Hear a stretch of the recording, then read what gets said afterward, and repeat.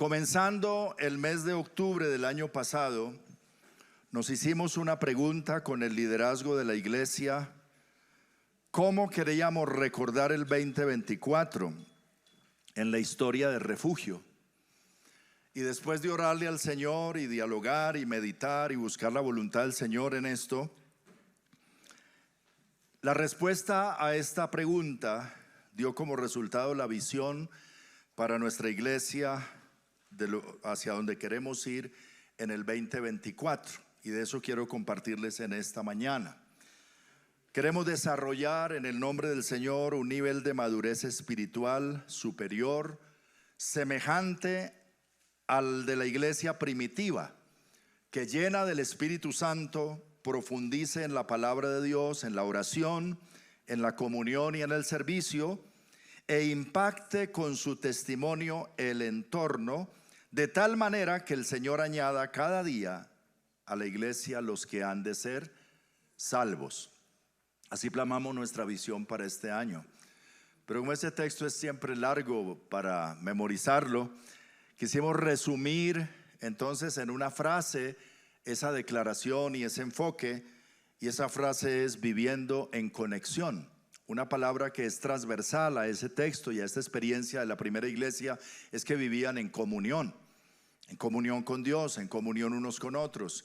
Y esta comunión los llevaba realmente a una madurez espiritual de un nivel muy alto que les permitía como iglesia experimentar realmente cosas maravillosas. Y queremos por eso este año 2024 como Iglesia Refugio hacer mucho énfasis en nuestra conexión con Dios y unos con otros, viviendo en conexión. Ya conmigo, este 2024 viviremos en conexión. Y no se trata de estar conectado a la red de Wi-Fi, ni al celular, ni a las redes, ni a la tecnología. Tal vez nos toque desconectarnos de muchas de esas cosas para dar prioridad a nuestra conexión con el cielo, a nuestra conexión con Dios y a la conexión también unos con otros, en la casa, en la iglesia, a crecer en esa comunión para que el nombre del Señor sea glorificado en nuestras vidas. Bendito sea el nombre del Señor. Esta visión tiene como fundamento la palabra de Dios en el texto de Hechos capítulo 2 versículo 42 al 47. Vamos a leer esta mañana, inclusive desde el versículo 41, donde dice de la siguiente manera en la Nueva Biblia Viva. Esta versión dice: los que creyeron sus palabras, unos 3,000 en total, se bautizaron y se unieron a los demás creyentes que se congregaban regularmente. ¿Qué tal si leemos todos? En voz fuerte y alta, a ver. Los que creyeron sus palabras, unos 3,000 en total, se bautizaron y se unieron a los demás creyentes que se congregaban regularmente para escuchar las enseñanzas de los apóstoles, tener comunión unos con otros, compartir el pan y orar. Un profundo temor reverencial vino sobre toda la gente, y los apóstoles seguían realizando milagros y señales.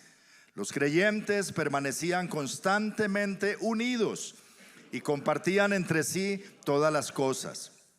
Vendían sus propiedades y repartían el dinero entre los que estaban necesitados. Todos los días se reunían en el templo y en los hogares.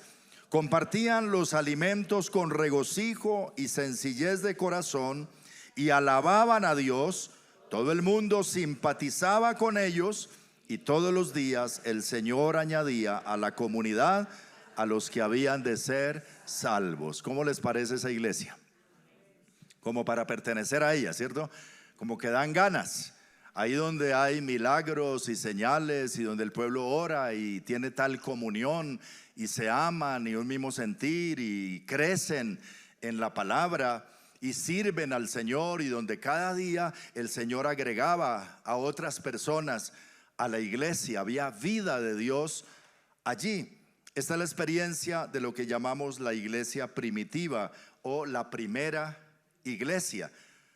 Aquí nació la primera iglesia, o aquí nació la iglesia del Señor, en Hechos capítulo 2, en Jerusalén, no en Roma ni en otro lugar. La iglesia nació en Jerusalén, porque Jesús le había dicho a los discípulos: no se vayan de Jerusalén hasta que venga sobre ustedes el Espíritu Santo, y entonces me serán testigos en Jerusalén, en Judea, en Samaria y hasta lo último de la tierra.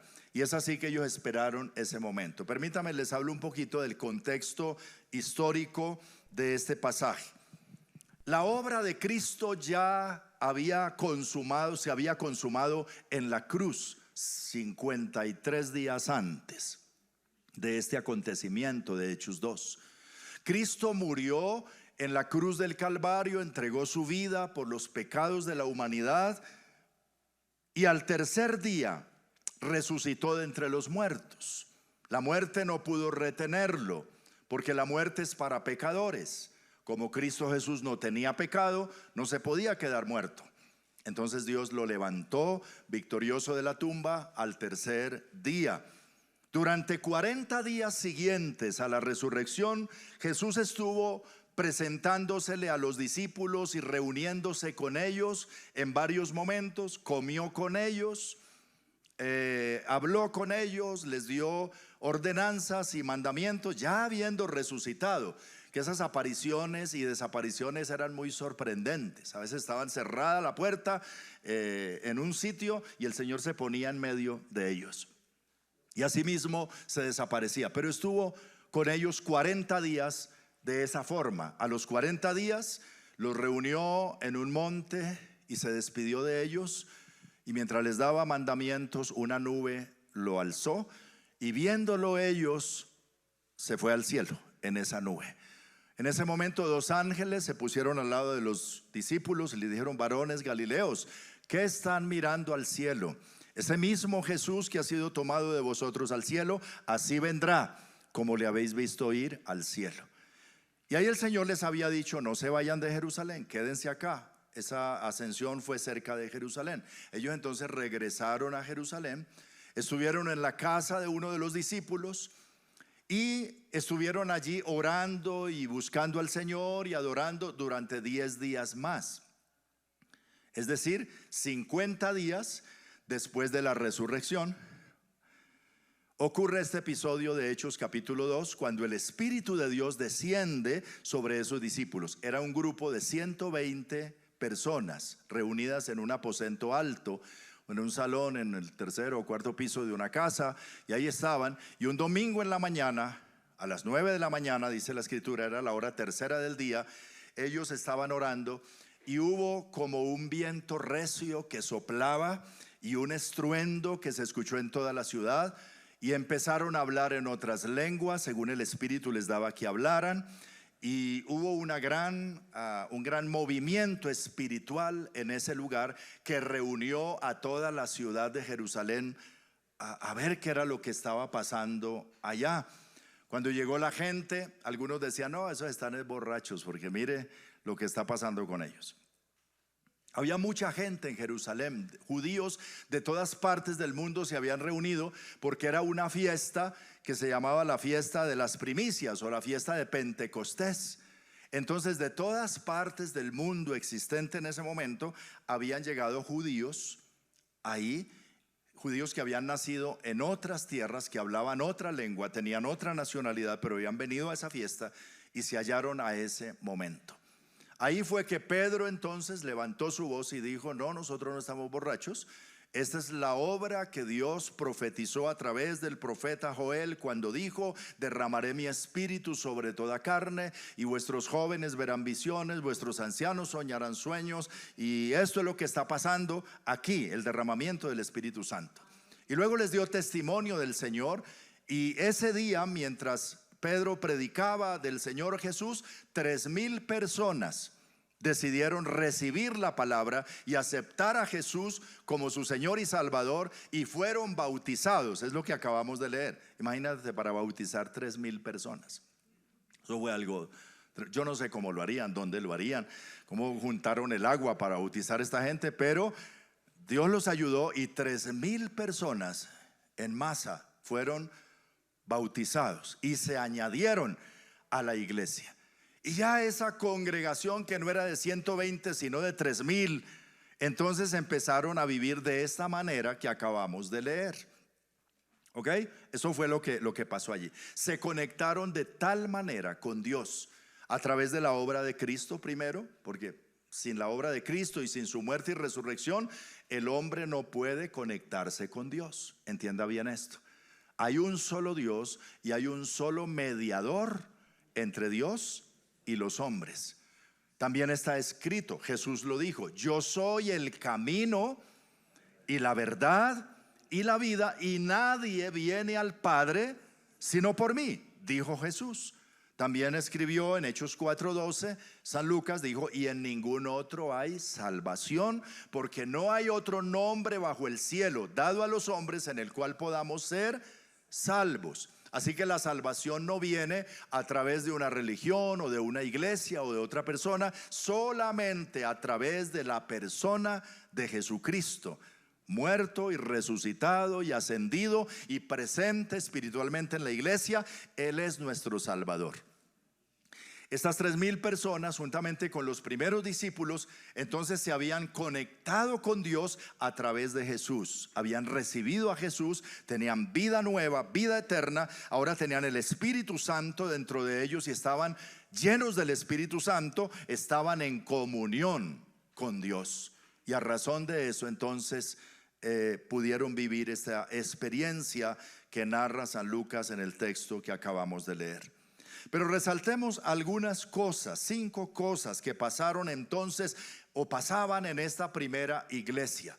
Porque la verdad es que a través de los años, de los siglos, porque estamos en el 2023, ¿verdad? Y esto ocurrió en el primer siglo. En el año, ¿qué? 33 de la vida de Jesús. Ahí él partió la historia en 2. Entonces digamos que si en el año 33 murió el Señor, entonces en el año 33 comenzó la iglesia, Hechos 2. Y estamos en el 2023. Perdón, qué pena. Yo sí lo veía como queriéndome decir algo. 2024, me quedé en el 2023.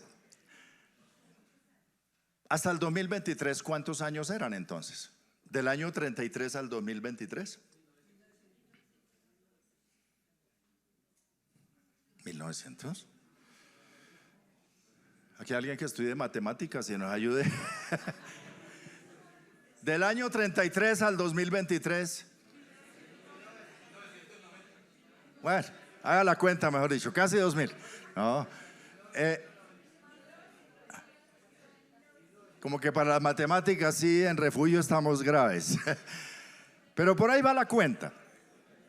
Entonces, desde que comenzó la iglesia, ya suelte la calculadora y míreme acá. Desde que comenzó la iglesia hasta hoy, como dicen por ahí, ha pasado mucha agua debajo del puente. Y la iglesia a través de la historia ha cambiado mucho y se ha vuelto en momentos muy lejana al modelo de la primera iglesia. Se ha alejado de la doctrina apostólica, de la vivencia de los primeros cristianos, de las escrituras. De hecho, hay una etapa de la iglesia, cuando uno estudia la historia de la iglesia, una etapa muy larga que se llamó la era del oscurantismo. Es decir, que la iglesia se apartó tanto de la Biblia que se volvió una institución completamente hasta opuesta a los principios de la palabra de Dios. Y en la Edad Media era así la iglesia. Y hubo una reforma y después, bueno, se trató de volver a la escritura y siempre se ha tratado de retomar el evangelio conforme a la palabra de Dios y que creamos lo que dice la palabra de Dios, y en eso estamos empeñados. Y es la idea de esta iglesia también, tener un cristianismo bíblico, una fe bíblica, cristocéntrica, y estar mirando al Señor y a su palabra. Pero nos hemos apartado mucho a veces en nuestra vivencia de lo que fue esa primera iglesia y lo que Dios hizo por el Espíritu Santo en esos primeros discípulos. Y hay que volver a eso. Y es nuestra idea, nuestra visión del 2024, que retomemos y tengamos madurez espiritual y podamos acercarnos a ese modelo de la primera iglesia. Entonces, ¿qué pasaba allí? Habían 5 cosas por lo menos que estaban pasando en esta iglesia de Hechos 2. Lo primero es que ellos crecían en conocer y practicar la palabra de Dios. ¿Qué hacían?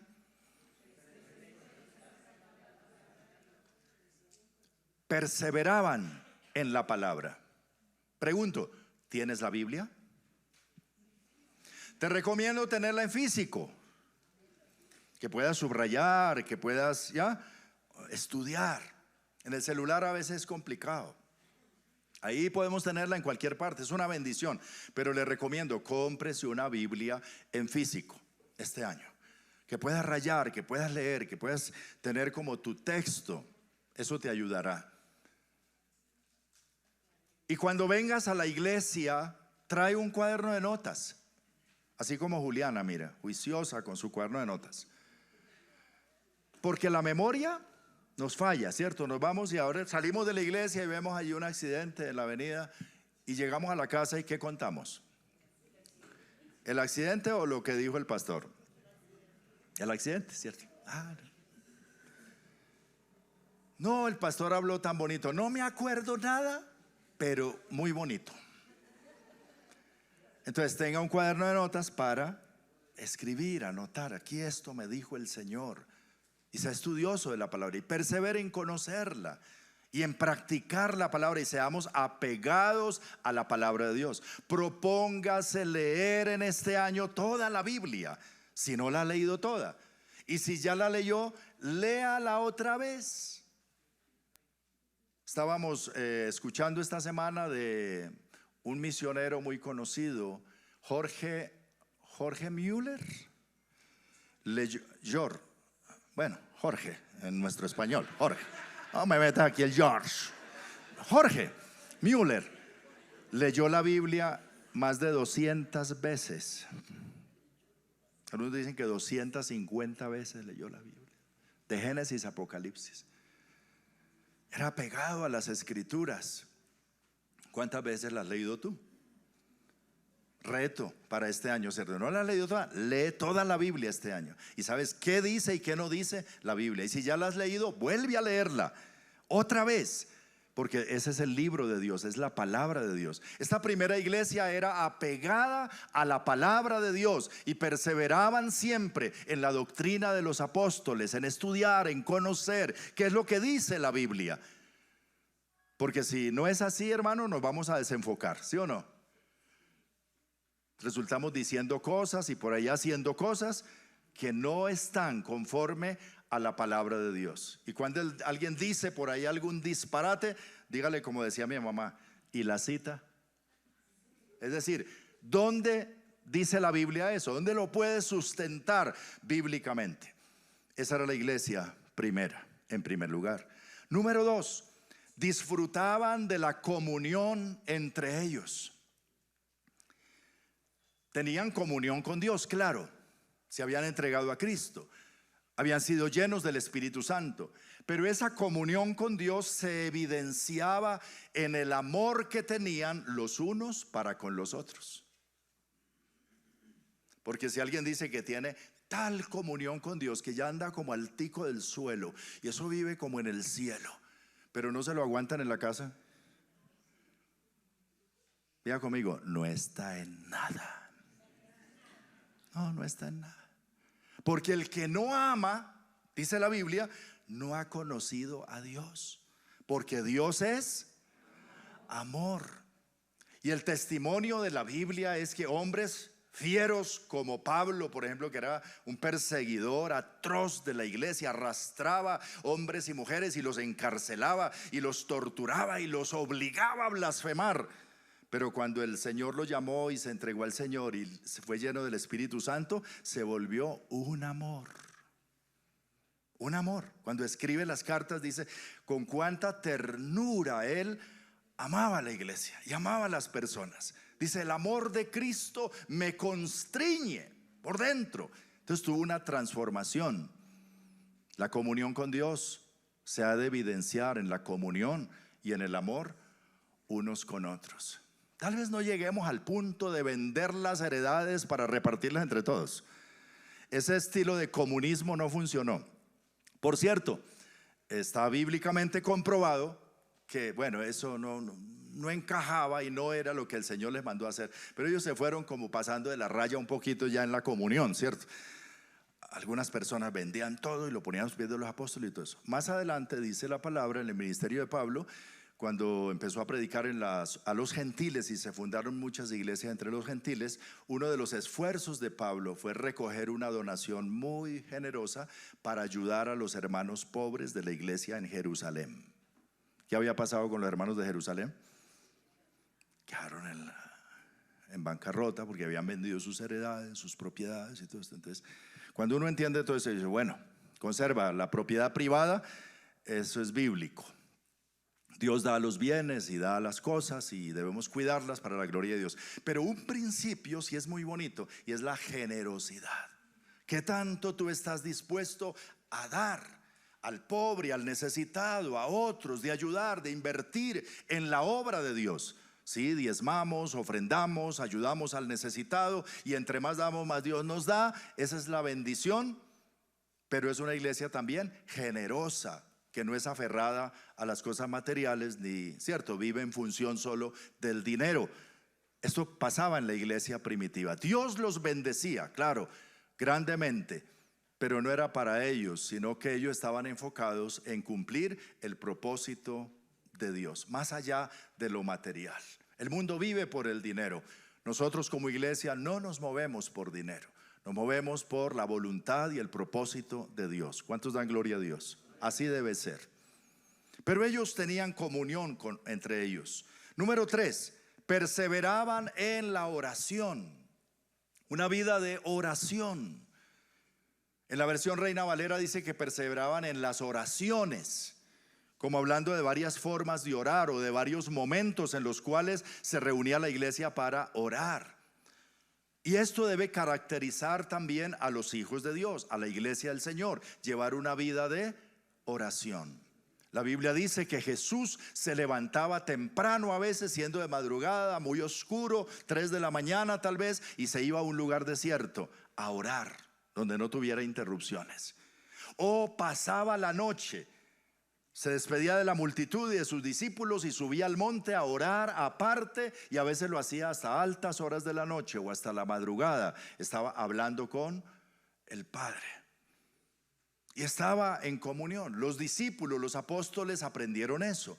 Pablo dice a los efesios, orando en todo tiempo, con toda oración y súplica en el Espíritu, y velando en ello con toda perseverancia. Y le escribe a los tesalonicenses, oren sin cesar, oren constantemente, por nada se afanen, le dice a los filipenses, pero oren por todo y desarrollen una vida de conexión con Dios por medio de la oración.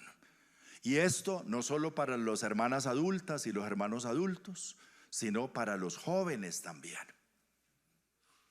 Es un reto para nosotros cuando leemos la historia de David, de José, de Daniel en la Biblia. Y eran muchachos, pero muchachos de oración, que sabían arrodillarse ante el Señor, orar, buscar al Señor, entrar en el secreto de Dios. Desarrolla una vida de oración. Esto lo hacía la iglesia primera. Número 4, tenían una vida de servicio entre ellos. Se servían unos a otros, pero le servían también a la comunidad. Ahí en el libro de los Hechos de los Apóstoles se dice cómo sostenían ellos, ayudaban al sostenimiento de las viudas. Y Jesús les había recomendado mucho que se acordaran de los pobres. Y el Nuevo Testamento, la doctrina apostólica, habla mucho de servirnos por amor los unos a los otros.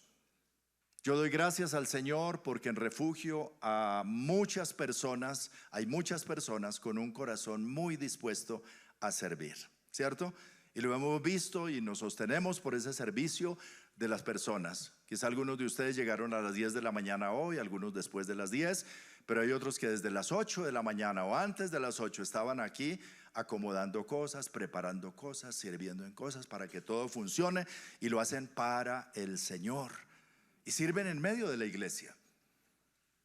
Y hay gente sirviendo en un día como hoy, haciendo cosas para que el reino de Dios avance y predicando el evangelio, y ministerios siendo desarrollados en diferentes lugares y de diferentes maneras en servicio. Jesús dijo: yo estoy entre ustedes como el que sirve, y habló de la grandeza del servicio. Desde las tareas más sencillas hasta las tareas más honorables que se puedan hacer en el reino de Dios, todas haciéndolas para el Señor, serán recompensadas y Dios le pondrá su aval en el extendimiento del reino. Nuestro trabajo en el Señor, dice la Escritura, no es en vano. Ellos servían unos a otros, servían en las casas, servían en la iglesia y servían también hacia afuera a la comunidad, a la gente no cristiana. Ante todo, anunciándoles el evangelio, pero acompañando eso con servicio y con amor.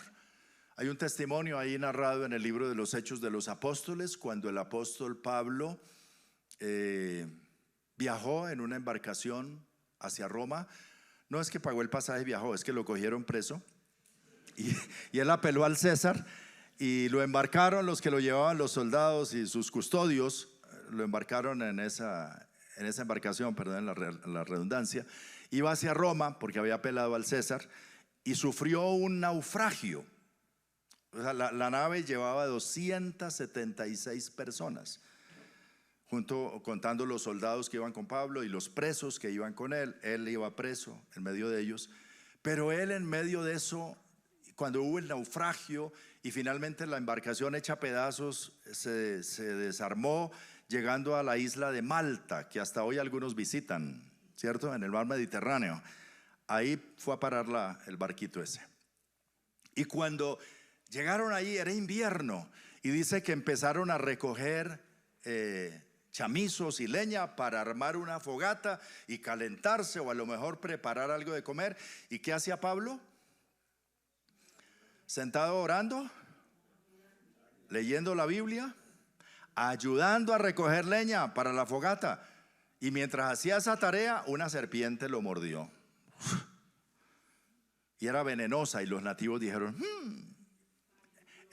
la justicia no lo deja vivir, porque si no se murió en naufragio, ahora ya lo picó esa serpiente, mire, está listo. Y se quedaron observándolo y no se hinchó, no le pasó nada.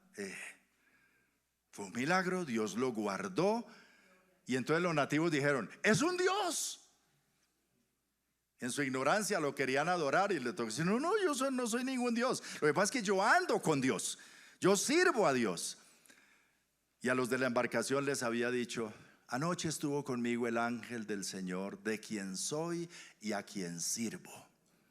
Y en ese servicio estaba sirviendo también a las personas con las que iba. Y el Señor me dijo que ninguno de ustedes va a perecer en este naufragio. El Señor me dijo que me regalaba como un regalo a todas las personas que van en este barco. Así que tranquilos, ninguno se va a morir. Wow, eso es mucho servir, ¿cierto? Y la gente dice: no, pues ¿y qué, se las cree o qué? Pero no, todos vivieron, ninguno se murió. Estaba sirviendo a esta comunidad. Y ahí ahora, ¿qué hacían? Y entonces, ¿cómo hacían? ¿Qué hacer en esa isla? Y de pronto le dijeron a Pablo que uno de los principales de la isla estaba enfermo. Y entonces él fue para orar por él, y el Señor lo usó para sanar a ese hombre. Y predicaron el evangelio. Prácticamente levantaron una iglesia allá, y a los pocos días esa misma gente les armó una embarcación y pudieron salir de ahí y seguir su camino. Y yo a Pablo sirviendo a Dios. Donde quiera que vas, puedes ser un instrumento en las manos del Señor. Si eres hijo de Dios, estamos para servir. En un hospital, en la cárcel, al vecino, ahí en el trabajo, a las personas, como servidores de Dios, diciendo: es que el amor de Dios está con nosotros, es que la gracia de Dios está. y podemos servir y con eso dar testimonio del Señor. Esta iglesia era una iglesia de servicio. Y número 5, compartían el evangelio. Anunciaban de esta manera el evangelio a toda persona, porque dice además, el Señor añadía cada día a la iglesia los que habían de ser salvos. Hay mucha gente que necesita escuchar el mensaje del Señor, que alguien le diga, mira, Dios te ama, Dios quiere ayudarte, Dios es real, acércate a Dios, clámale a Dios, entrégale tu vida al Señor y guiarlo hacia el Señor, para que también el Señor añada a la iglesia los que han de ser salvos. Y Jesús les había dicho, vayan por todas partes, prediquen el evangelio a toda persona, a toda criatura, anúncienle el evangelio. Que el Señor permita que en medio de refugio nos dé también esa pasión, sí, de compartir la fe, de orar por otros, de ver lo que la gente necesita es a Dios. Que si le mira, lo que tú necesitas no es un mejor sueldo, lo que tú necesitas es a Dios.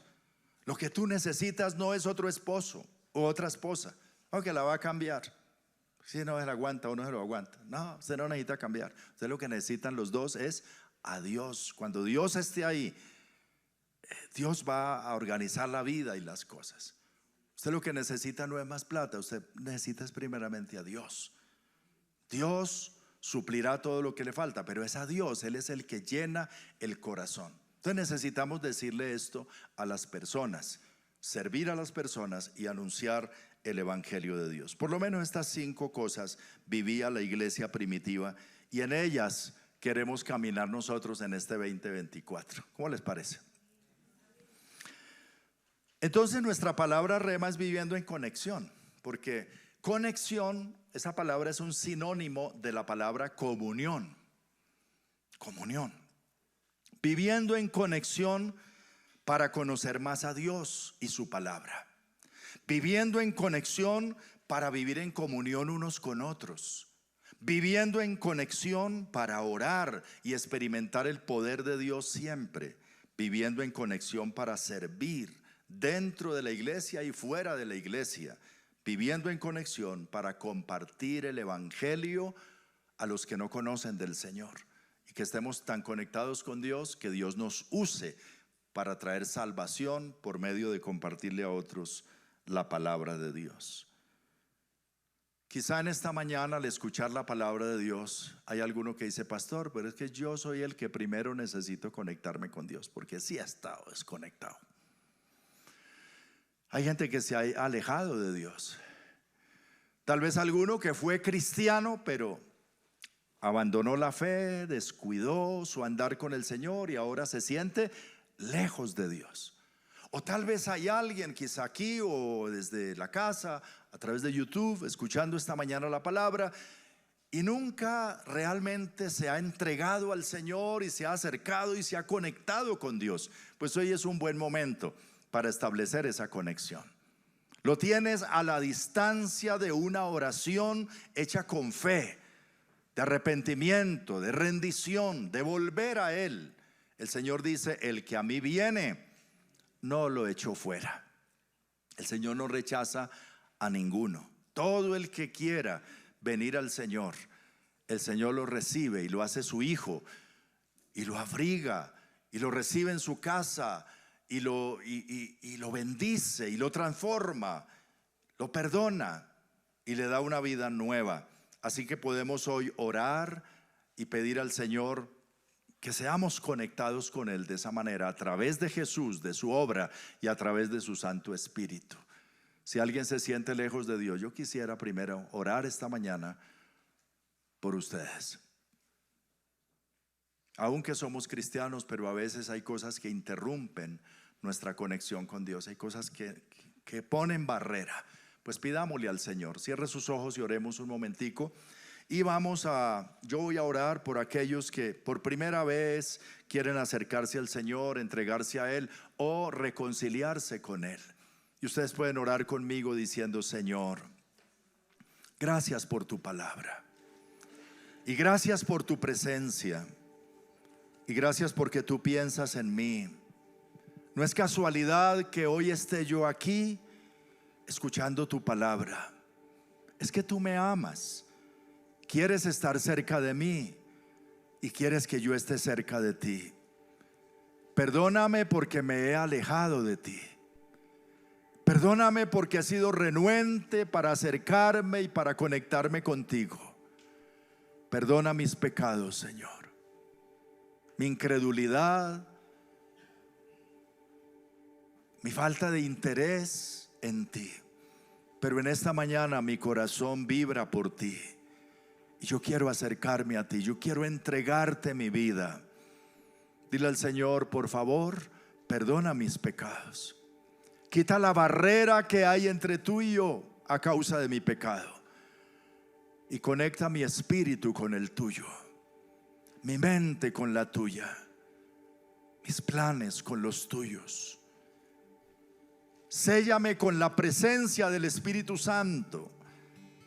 Lléname de tu presencia y dame una vida nueva en Cristo Jesús por el poder del Espíritu Santo a partir de esta mañana. Te lo ruego, Padre, en el nombre de Jesús. Amén.